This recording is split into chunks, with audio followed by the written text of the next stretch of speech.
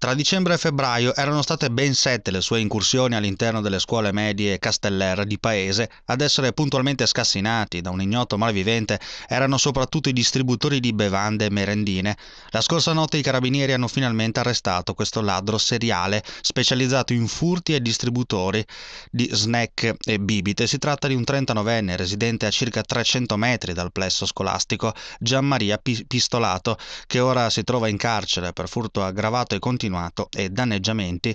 L'uomo disoccupato ha piccoli precedenti penali per droga e vive con i genitori. Ad incastrarlo sono state le immagini delle telecamere di videosorveglianza che hanno immortalato alcuni degli ultimi furti, in particolare quelli messi a segno durante il ponte di Carnevale, quando la scuola era chiusa.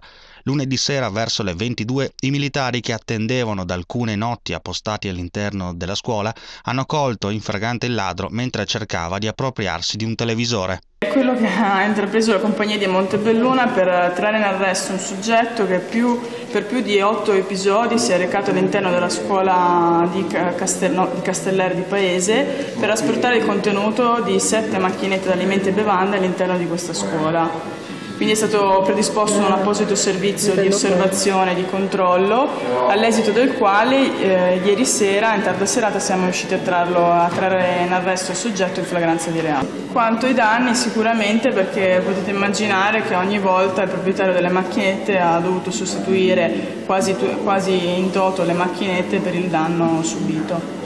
Alla fine avevo iniziato anche a cercare di asportare gli oggetti all'interno della scuola, non ritenendo sufficienti il guadagno ricavato dalle sole macchinette.